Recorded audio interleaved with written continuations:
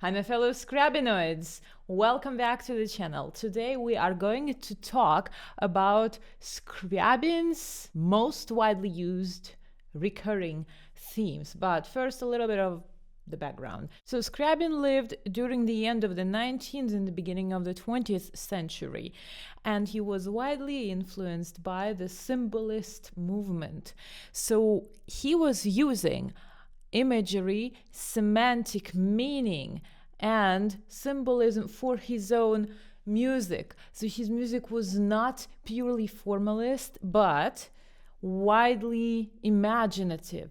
And the fun part is that he has reused a lot of motifs going between pieces. Although, of course, they do develop. He does not simply copy paste, but he uses similar musical gesture, or rather recurring musical gesture, in quite a large number of his works, especially if we look into the later period, starting from the Prometheus Opus 60. I think he was doing that pretty consciously by that time. I would like to cover several of the most recurring motifs today, although the list is of course much longer, but it's not possible to cover all of this in one video. It actually takes years of work to study where they are found, what do they represent, and how to perform them. So of course I cannot combine all of those things into one video, but let me guide you through those that you would probably find in most of his pieces, or in most of his later pieces, if to be precise. However, I'm going to mostly concentrate on the sonatas today, just for the sake of clarity.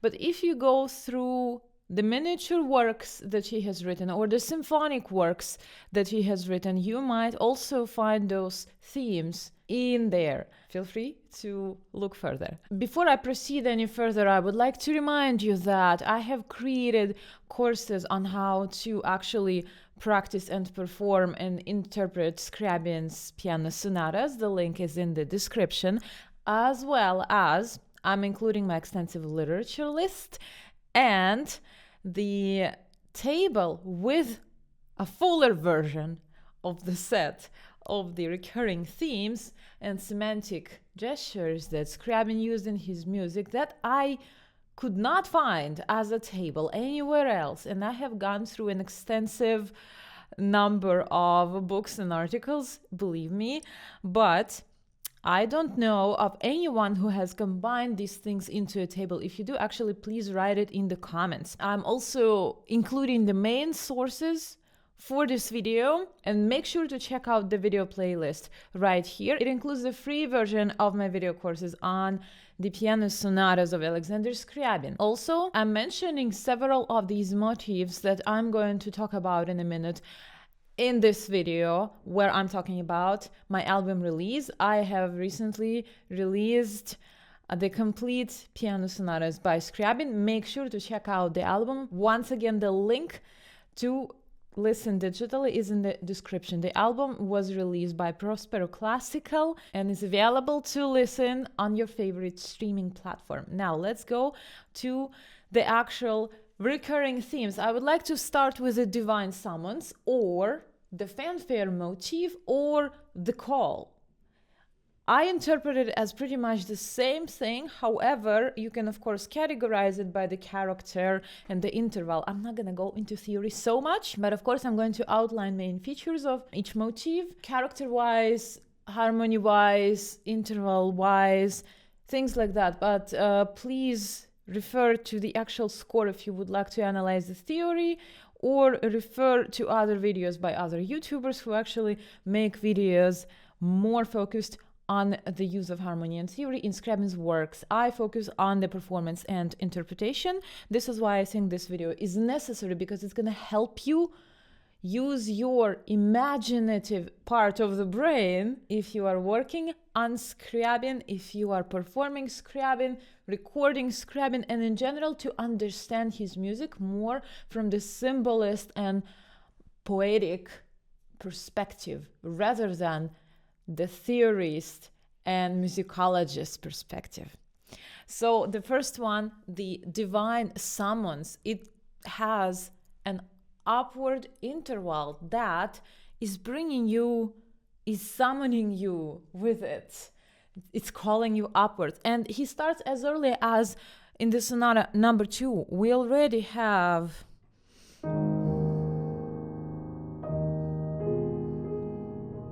so it was the perfect fifth upwards, and then he uses the perfect fourth upwards, right? The next part. So this can already be called the summon motif. Now let's move on to the third sonata. It starts with it pretty much, right? So you will actually see and hear it quite a lot, even in the earlier works.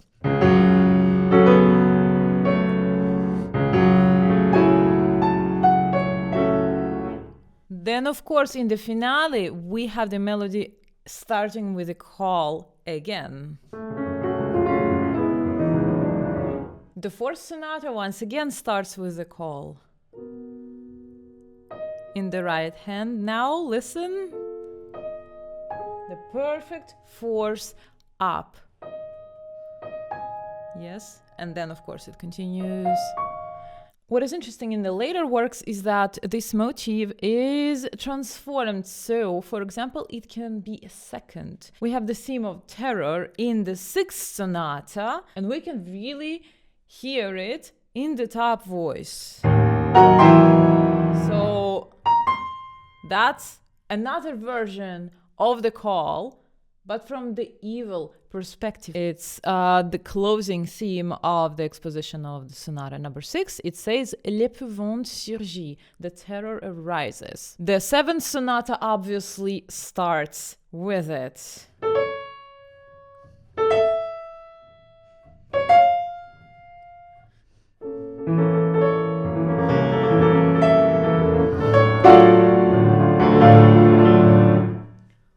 In the eighth sonata, of course, it's also the main theme that I absolutely love, and this is called the Divine Summon. It appears actually quite early in the introduction. The eighth sonata has quite a large introduction, and we can already find the first summon in measure number 5. It has a darker quality, and then it returns again in measure 21. The harmony is slightly different, and then he is pretty much playing around with this theme because the summon is everywhere.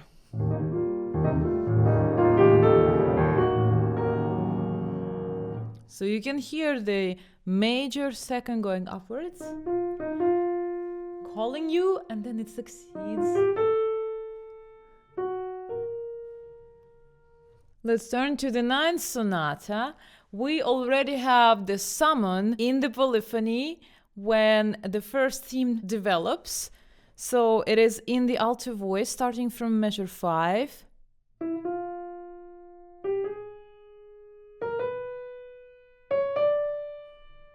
And together it would sound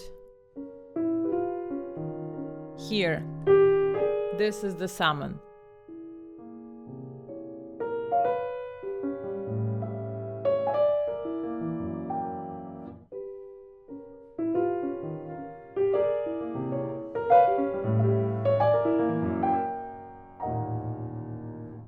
In the 10th sonata, we have a developed version of the summon motif because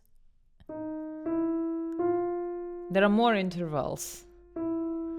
It's not just one major second or minor second, but it keeps going, so it's already 2 of them.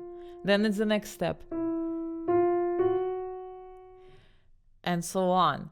The next one is, of course, the Mystic Chord. How can we talk about Scriabin without talking about the Mystic Chord? That is a chord based on the tritone. It's actually neither a chord nor a scale. So it would have a tritone, and then either a major third or a diminished fourth apart. It would have another tritone, and then a fourth, and either another perfect fourth or a diminished one with a lowered 9. So starting from sonata number 5, he uses this chord onwards. This is the first occurrence in his sonatas where we have the mystic chord based on the A.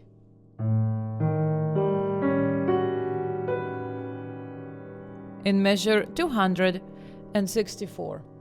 From that moment on, he keeps using the mystic chord in almost all of his pieces, or probably even in all of them. I actually did not conduct a study on that. My goal was not to deliberately seek out every single mystic chord I would find in every piece. That was not the point, and that's not the point of this video, but identifying this harmony is going to help you understand Scriabin's musical language and its evolution.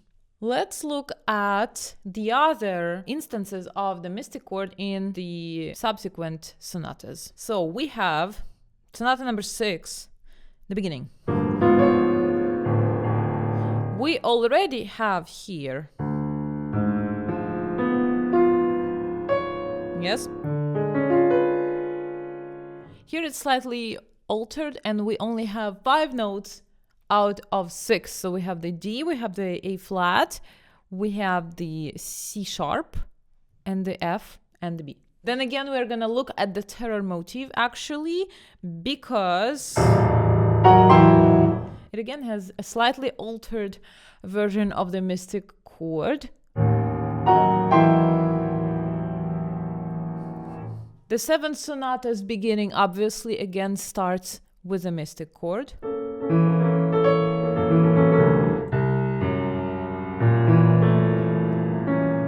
With the lowered 9 version.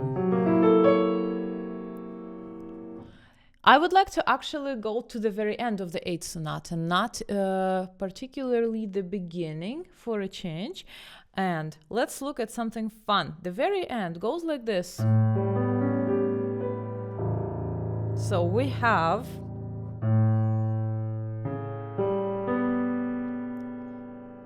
we need the D sharp and the F sharp to have the mystic chord. Let's look at the last passage from measure 495.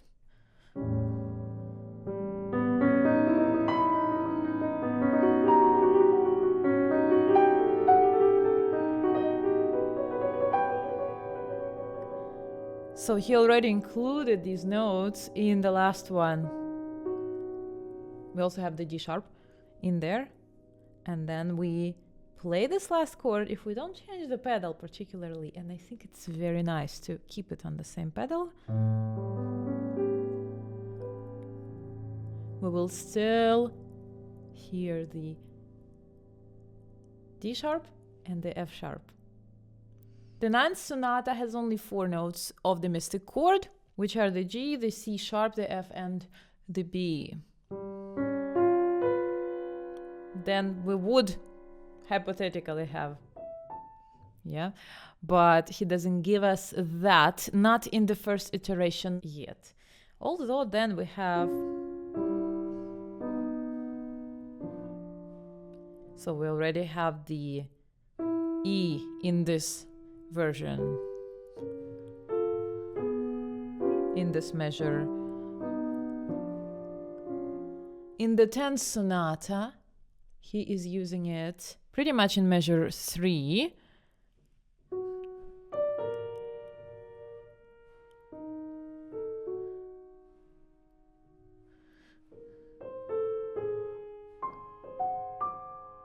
So here we have the A flat, the D, the F sharp, the C, the E flat, and the B flat.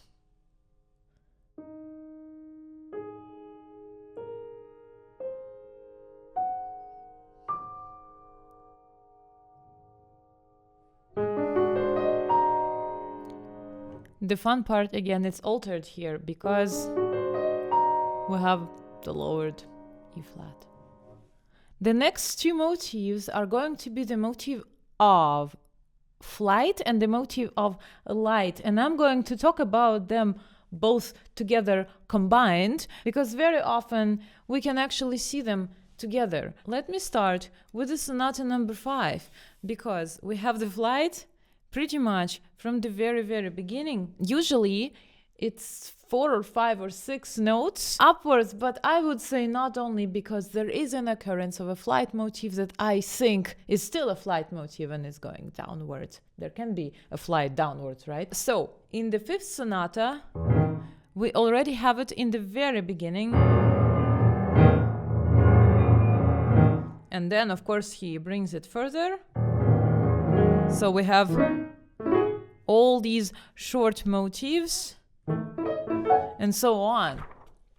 And that keeps recurring in the development and then again in the recap. In the 6th sonata, we can see this motif already.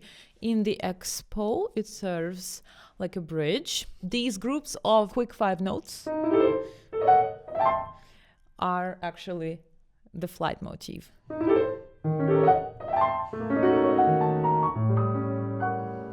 Regarding the light motif, usually it's a trill in upper registers, because yes, there is a trill in the 5th sonata in the beginning, for example.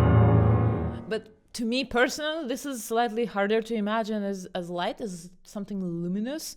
It's rather something from, I don't know, underneath, maybe from the underground. Starting from the 6th sonata, he widely uses trills in the upper registers. For example, that's already a trill, which is the leitmotif. In the 7th sonata, he unites both of them. And the fun part is that he actually creates the theme of somber majesty. If you look again in the expo of the 7th sonata, so measure 16th, we have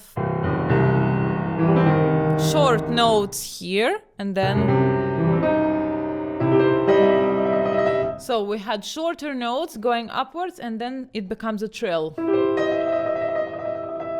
Of course, I cannot avoid mentioning the famous trill section of the 7th sonata, which starts in measure 261.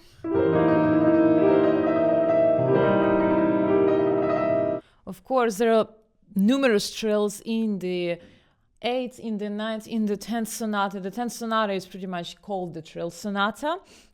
So in the 8th sonata, of course, all of these motifs actually are the light motif. So everywhere where you see a trill in the upper register, you can understand it as a shimmering light.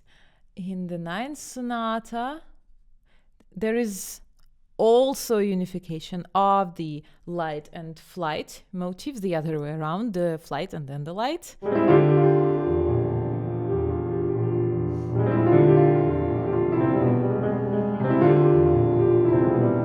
And in the 10th sonata, I don't even know what place to show you, because it's pretty much made up out of trills.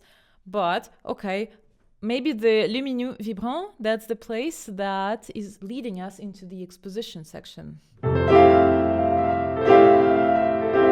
And then we have the main theme.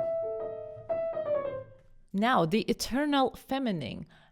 Pretty much that is the theme that is juxtaposed to the call, to the summon, to something active, to something going upwards. That is the theme that is usually going downwards. It is soft, it is very romantic, it's quite flexible. I think it is calling, well, it's not the call, but it is calling for a flexible, more rubato interpretation. For example,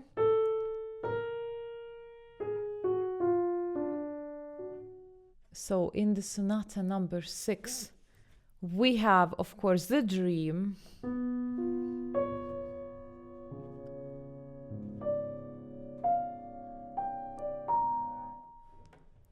In the sonata number 7, we have the beautiful theme that is called Avec une céleste volupté, with this celestial voluptuousness. It's up to you how to play it. You can figure it out for yourself. I totally love this description. That is how it goes. So it's like a wave going a little bit downwards and then again upwards.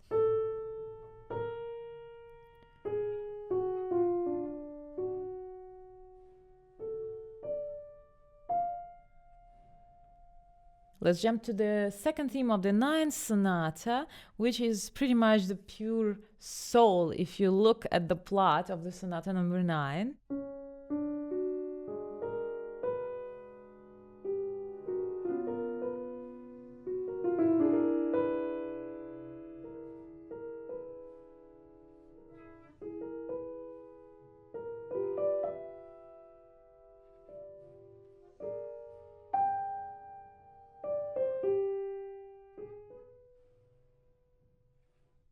And in the 10th sonata, of course, it comes as well, the feminine, the soft, the yin theme. And I would look, of course, again in the exposition.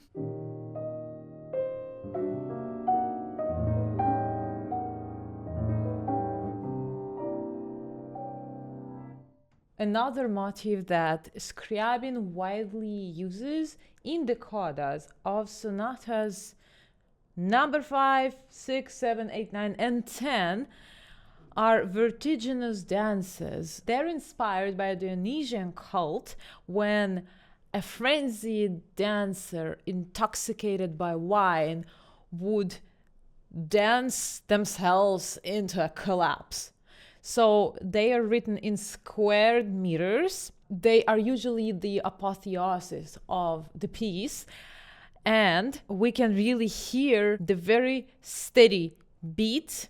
So the beat is always there. The beat is stable. But on top of that, there is a line of the dancer who actually does not control themselves anymore. And according to the ancient Greeks, perhaps that dancer could reach ecstasy through the process of the uncontrolled, frenzied dance.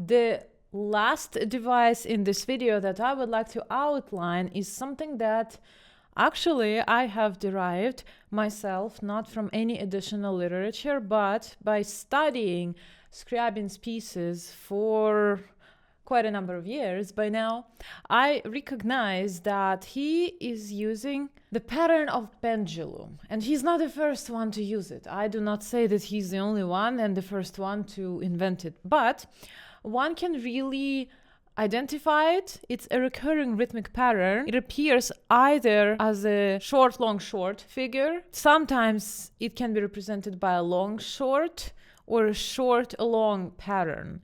And I'm going to outline several examples from not just the sonatas, but also a number of miniatures where you can really hear different variations of how this pendulum is used. And by the way, as my script today for this segment, I'm using my own piece of literature that I have recently written. So this is my own dissertation, and this is the subchapter on pendulum that I have in there. So I'm not stealing anyone's work, at least as far as I'm concerned. I have not found anyone written on that. Actually, if you have found another literature that mentions Scriabin's use of pendulum, let me know in the comments, please. So the first example is from the Sonata number 5.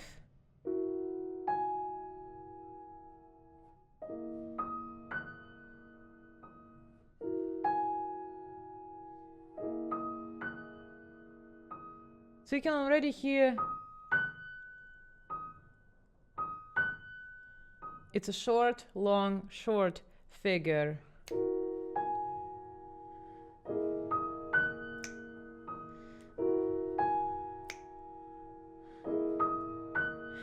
And this also resembles the pendulum going back and forth. And this is the swaying. A similar one is in the Sonata number 9, the second theme that we already spoke about today.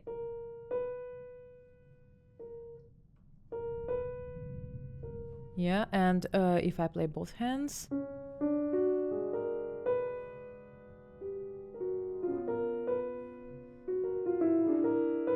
So short, long, short, short, long, short. Of course, another example is from the recapitulation. Sometimes it could even be shortened to pretty much one note, or 2 plus 1 on one side, 2 and 1 on the other side, but you will clearly sense the sway.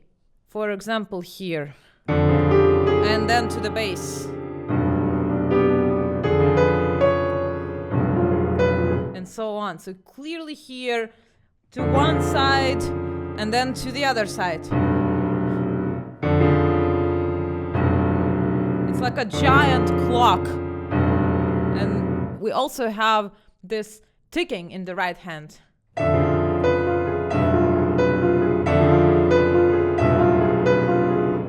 Another example is from the Mask, Opus 63, number 1.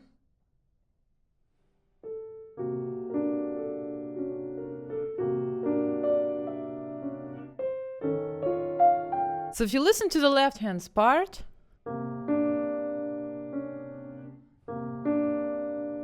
there is this swaying again. And let me play it both hands now.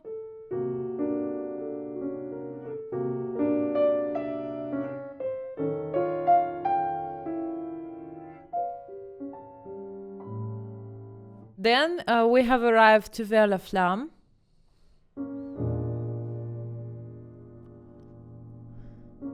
So short, long, to one side, to the other side, and then again. Next step, next iteration, next stage. To one side, to the other side. I cannot show something with my hands and play and snap at the same time. I can only talk and play, but I'm working on it. So maybe I grow more hands and I can also explain things much more gesturally. Let's see about the future. Subscribe to figure that out in the next video. Two more examples are from Opus 73. The first one is Guirlande number 1. And here he shortens it pretty much to one note. But if you look at the measure 13 through the measure 18, you can see I'm going to now play the left hand part with 2 hands. So you can really sense the pendulum to one side, to the other side. And the long short figure is in Flamme Sombre, in the B section, in the right hand part.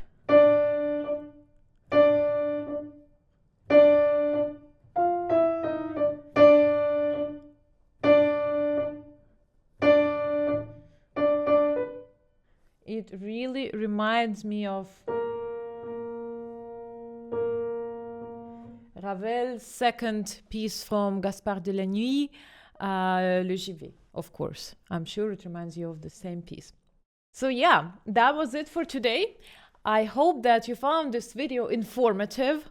Of course, Scriabin never copies and pastes any motif. He always leaves the room for the development, whether that is harmony or maybe the number of notes or maybe the entire idea of the gesture, sometimes even the direction. For example, as the exception that I found in the motif of flight going downwards in the sonata number 7, and I still consider it as a motif of flight.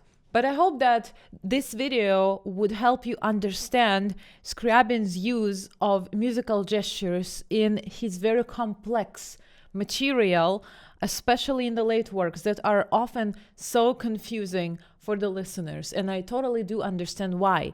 But if we can identify these motifs, they are going to guide us throughout the pieces and they're going to help us tackle the meaning of the works.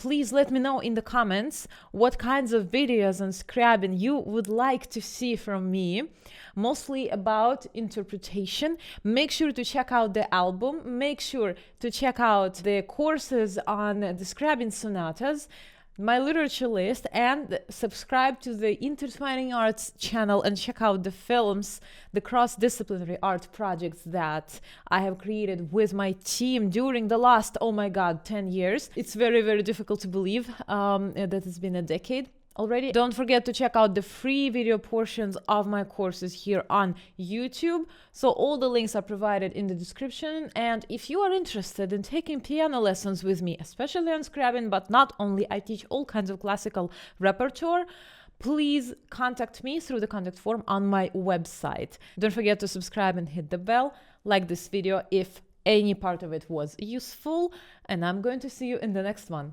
Bye.